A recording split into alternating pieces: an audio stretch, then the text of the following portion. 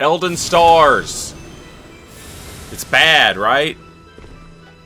You've only ever seen it used, and it's every time it's been used by co-opers or gankers, you know?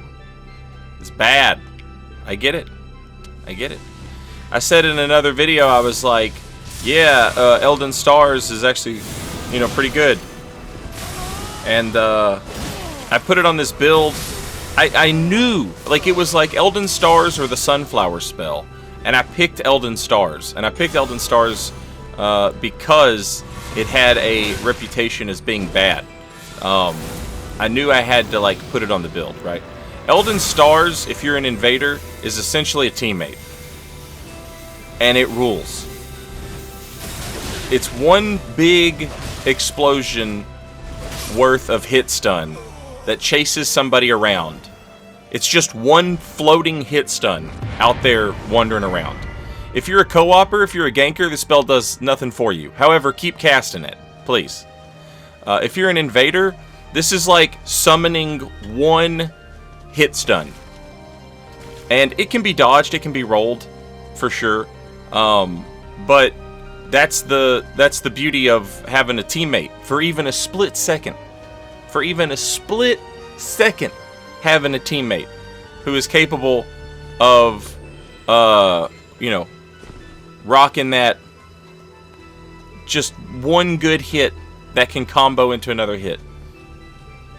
And yeah, I wanted to put Elden Stars on a build for a long time, and I wanted to clear its name, you know, and show that it was better than people thought it was, in my humble opinion, right? And so you know, that's what I've done. It's not a spell that you cast up close unless you're trying to do God's most mixed up mix-up. All right, but it's a spell that you can cast from far away when people aren't doing nothing, and now you can run into the 2v1, and you have assurance that there will be a hit stun coming down the road, right? It'll bail you out. It'll bail you out. It's one free get out of jail card, you know? And yeah, that's pretty good. It can also do some other fun stuff. What kind of fun stuff can it do, Saint? Oh, you'll see. You will see. You will look upon my works, and you will rejoice. But yeah, you know, it's a hefty cost, Elden Stars. It's not cheap on the FP. It requires a ton of faith, which means like you're running a pure faith build. And as I talked about in another video, you can't buff the damage of this with the Phlox Canvas Talisman. That's not going to work. You know, you can boost it with the Wondrous Physic. You can boost it with the Sword of Light. You know, there's stuff like that. But, you know, Scorpion Charm. Basically, if you want to boost sacred damage in PvP, and it's only for PvP, but if you want to boost sacred damage in PvP, you have to change your character sheet, is essentially the you know, the rule of thumb, right? What other kind of cool stuff can Elden Stars do? It can do this right here. Boom. Pa-boom. Pa-boom. There's so much explosions going on right now, this guy's, his PlayStation couldn't handle it. It took him a full second to register that he was dead and flying. Love it. Absolutely love it. Now, on top of the fact that Elden Stars is one big floating hit stun that just floats around and rules for that reason, it's also a bunch of little tiny little specks of damage. And it's not a lot of damage, and it won't kill any competent player ever. But thankfully, when you invade, not all of your opponents are competent. A lot of people will see Elden Stars and they'll run away from it, and thus extend the range of Elden Stars. Not only are they extending the range of Elden Stars, but now they're extending like the, you know, how long it lasts. And if you're extending how long it lasts, then you are also extending how many little holy damages it's gonna pop off. God's most mixed up mix-up right there. Now keep in mind the sunflower spell. I played around with it a little bit. I didn't like fall in love with it immediately or anything. But one thing that I will say for the sunflower spell,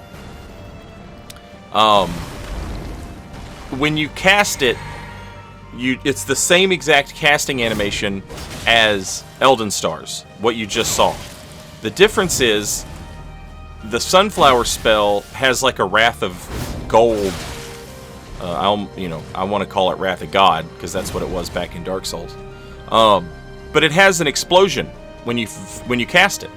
So you take the position, and then once you take the position, you explode, and that rules. So that's nice to have. And you could do like a kind of, like in this case, where that guy ran at me and I cast Elden Stars, and he kind of like panicked for a second and he ran away. If I were to, in some miraculous situation where that exact same scenario plays out again in this invasion, if I were to cast, the sunflower spell, and he were to try and punish it this time, the Wrath of God part might actually hit him. Look at this! Look at this! Look at the boys! Doing boy stuff! Girls can do it too! It doesn't matter. You can be whatever gender you want to be. And you can cast Holy Light and whatever. But, yeah, running into somebody else, basically running your build, oh man, that's hilarious. That's a once-in-a-lifetime opportunity type of thing right there. Also, I keep saying Wrath of God. It's Wrath of Gold. I know. Don't sleep on it. Don't sleep on it or you'll be sleeping forever. Honk shoe. Me. In your cozy era. With a nightcap. And you've got the little thing, the little candle holder that you hold with your finger. And you're walking around because you heard St. Nick. You heard St. Nick. He's on the rooftop. Pitter patter. But this isn't a video about Wrath of Gold. This is a video about, I guess it could be with as many Wrath of Gold things. You know what? This is a video about Wrath of Gold. Elden Stars segment is over. Now we're talking about Wrath of Gold. Go back and rewatch the video.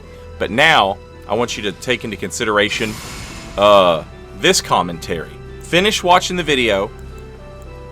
When you're done, rewatch it, but take this commentary with you. Wrath of Gold at max cast speed is some hot baby action. Oh baby. It rules. Wrath from Afar, the new spell, I can't get it to do a lot of damage. I don't know if it just doesn't. I haven't tested or played around with it a lot. I'm assuming it operates under the same rules as other sacred damage spells. But the OG Wrath of Gold, the max cast speed Wrath of Gold, when you can max cast speed that spell, the amount of combos that you can get out of it, and the amount of things that it can do for you, rules. And I love it. I was so sad when Dark Souls 2 came out and Wrath of God was bad.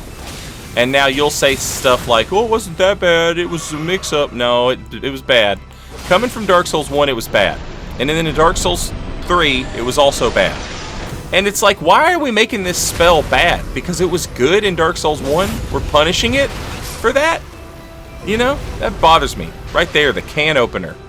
The throw stone into Wrath of Gold. Guard break. That rules. I'm just glad Elden Ring, made Wrath of Gold not bad.